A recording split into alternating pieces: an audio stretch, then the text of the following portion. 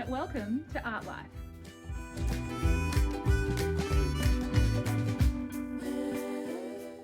I'm Mrs. B, and in this video I'm going to be showing you how to create this gorgeous, colourful, patterned birdhouse. Have a look.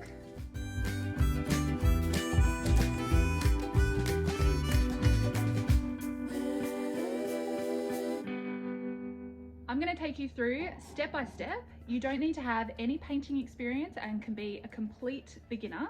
I'll let you know what you need to gather in the way of materials, and I'll talk to you about patterns and some inspiration for this artwork we're going to start together. So let's get started.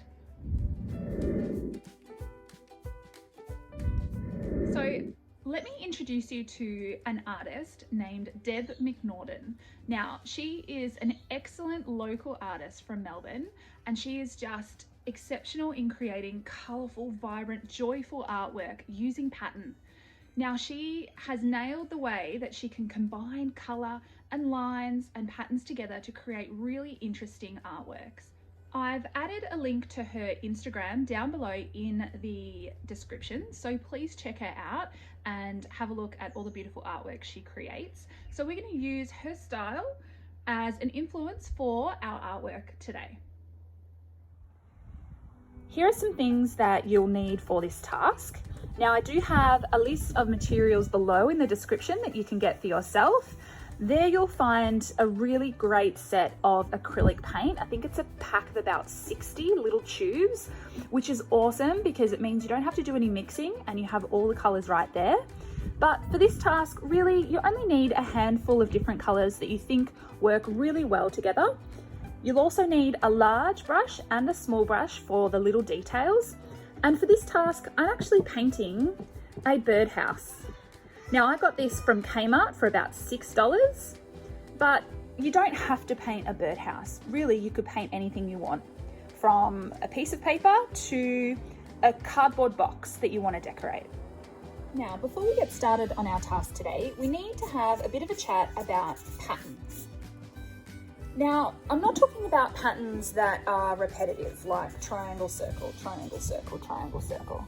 I'm talking about the type of patterns that you find in artworks. Now, have a look around you and consider the type of patterns that you might see in everyday life. Can you see a pattern in your animal's fur?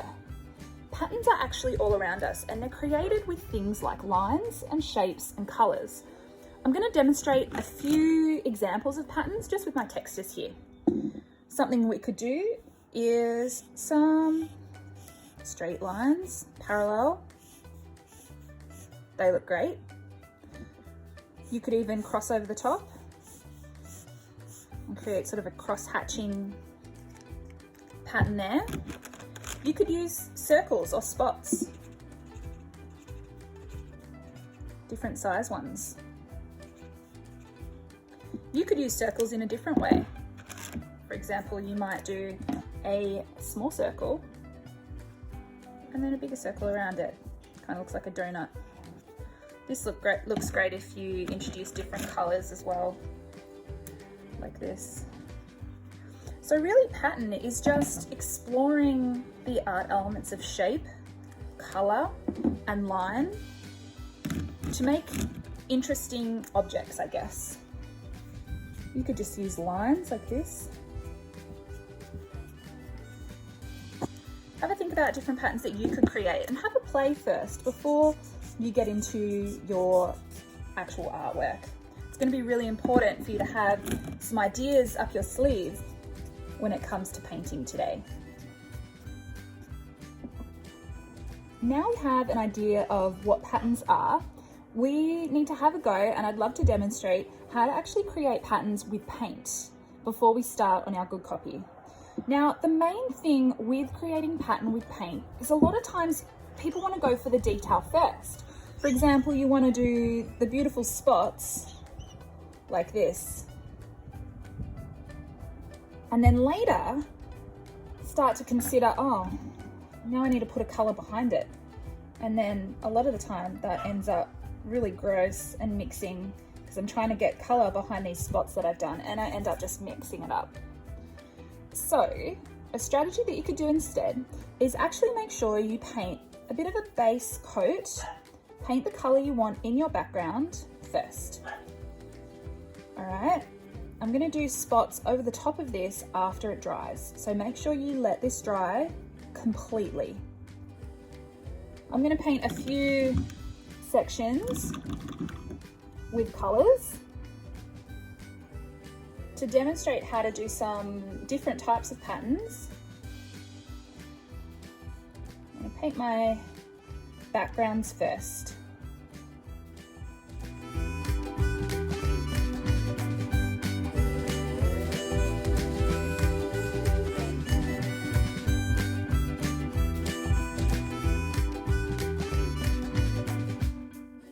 Okay, I'm gonna let that dry completely. So it will take a little while. You could use a hairdryer if you're a bit impatient with it. Our background is completely dry. We can now go in with a smaller brush, a really thin one, to add in some details with other colors. So at the moment, there's no pattern, but what we're gonna do is use some contrasting colors or some nice bright colors over the top and have a go at making some patterns out of these backgrounds.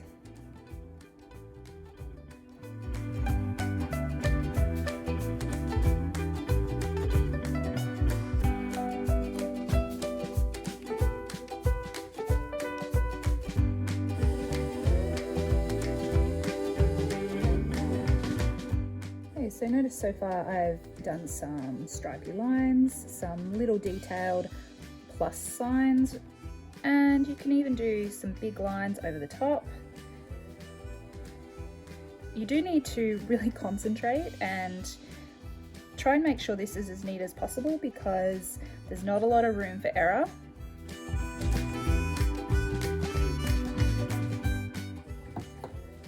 Repeat things, make things work together. If you make a mistake, you kind of just have to turn it into something you meant to do.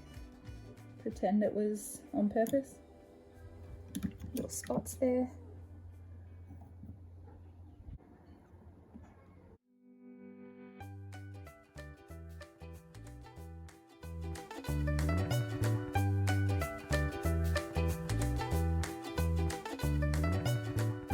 So really you're just concentrating your attention on some different lines that you can do, like these, some different shapes. And putting them together just makes beautiful patterns. So if you want to do a bit of a practice page like what I'm doing before you get on with your good copy, that's recommended, but if you feel confident enough to just go straight ahead, you can.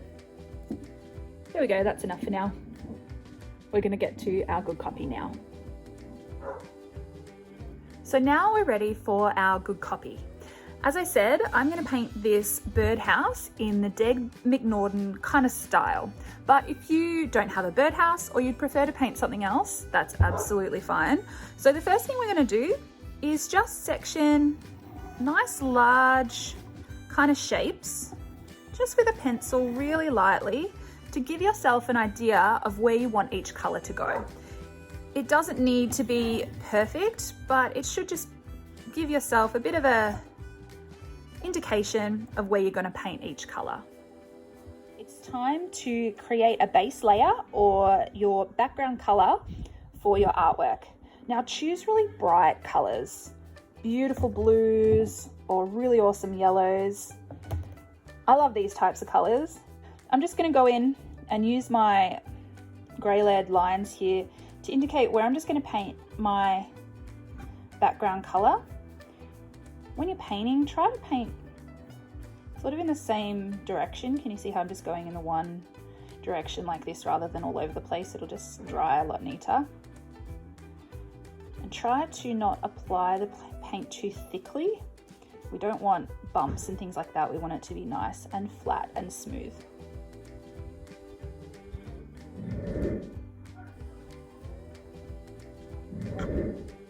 Getting these edges really smooth is quite important for making your artwork look really neat.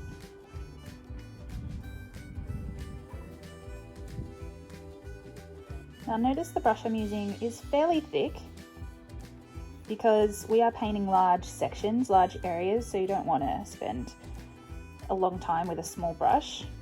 But you also don't want it to be too big that you are lacking control. You want to be able to control where the paint goes. Now these edges where the two colours meet are really important to get nice and clean. So really work slowly and carefully with those sections. Oh, you really don't want the colours to mix. Can you see how it's mixed just there? That's not ideal. So even if you have to wait for each section to dry, that is better.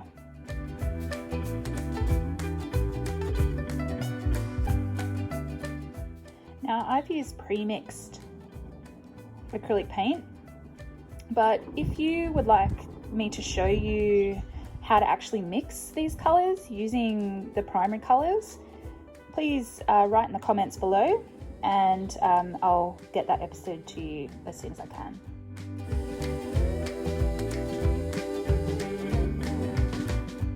I'm just doing the top of the birdhouse now, and I wanted to mention, just try to be fairly creative with the shapes that you are making for your base colours. It'll really make a difference if you sort of mix it up.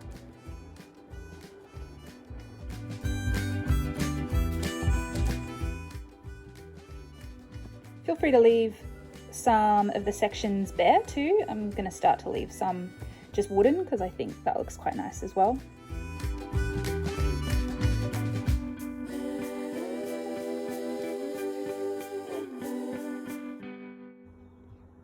A task of this size really takes quite a lot of patience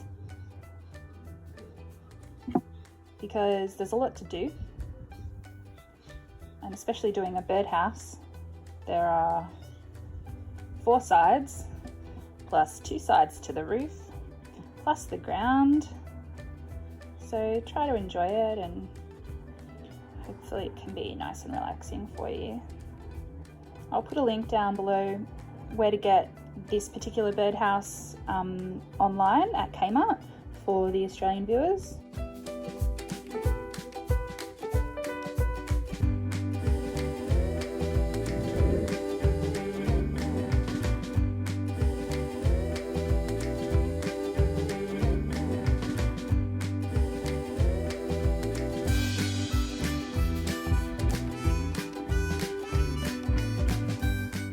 Now, just so you know, the colours that I have used are this sort of saffrony browny orange. I've also used a sky blue. I've got a really light, beautiful turquoise here, which is really beautiful and pastel. I've also got a fluoro pink and a fluoro yellow. And I've put in a few darker colours like a dark blue and a royal blue as well to add some contrast. I'll definitely be adding some white later as well.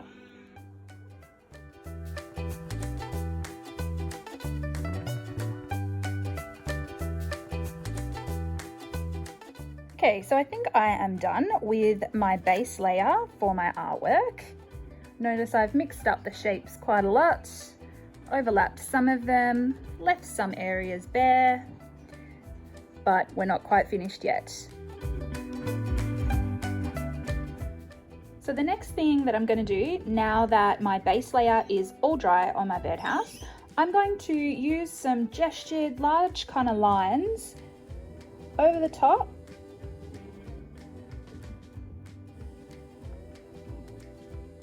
Notice I'm using sort of a medium brush, being really fun and going straight over the top. It's a bit scary because if you make a mistake, you sort of just have to go with it. But I would use some time just to add in some nice big kind of exciting lines like this directly over the top of what you've painted first. And then we'll work on some details later.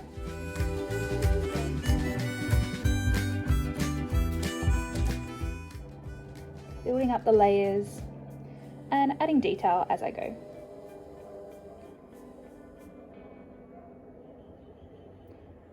If you've made any mistakes with the first stage or the first layer, this is when you can sort of go in and hide them or fix them up a little bit.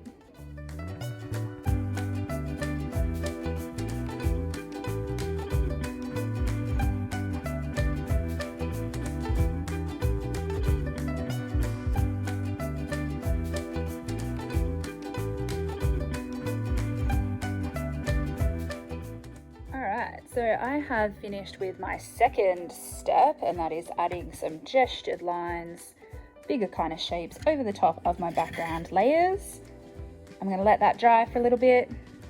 Pretty much is dry. I'm going to go in and fill in these spots with some finer details. Now I'm going to offer you a bit of a cheat to this task. If all your paint is completely dry, you could probably actually go in and do these finer details with a texter or some sort of coloured Sharpie. That's going to be able to be a lot sort of neater, I suppose, when you're doing these fine edges. It's really quite tricky to do with a paintbrush.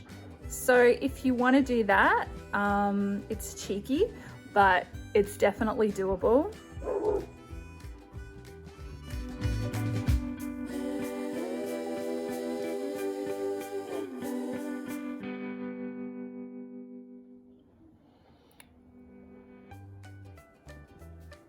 So here I am going in with paint now to add some finer details. This is time consuming, but looks awesome at the end. So I really recommend spending some time. So notice what I've started to do is add in some details here. It's good to bring the details out from the background so you don't have to stay within the colored background. You can bring it out like what I've done here. It kind of makes the whole thing connect together. You can mix up the colors too, continue the pattern, but change up the color. Looks great.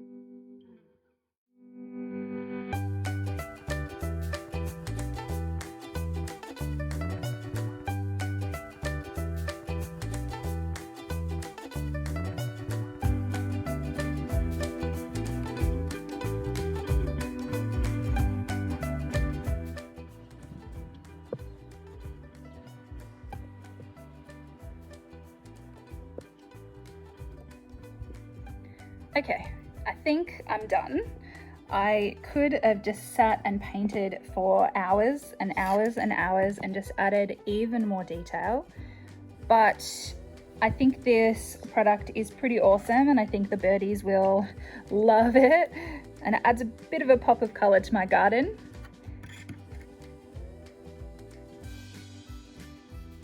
Now remember, you can create an artwork like this just on paper or a canvas, and anyone can do this. It's a matter of doing 3 layers, the bottom color, then some more gestured larger lines over the top, and then some really detailed small bits and pieces over the top of that. So it does take some time, but I hope you see it through, and please make sure you give me some examples of what you've been up to in the comments below. I'd love to see what you have created.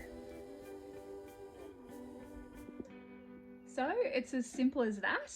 I really hope that you enjoy creating your very own pattern birdhouse in the Deb McNaugthon style. It is a very time-consuming task and you do need a lot of patience, so I hope you see it through to create a really detailed, exciting birdhouse that you can put outside. Please make sure that you subscribe to the Artlife YouTube channel, like this page, and also comment below with any photos of the artworks you've created today. See you next time.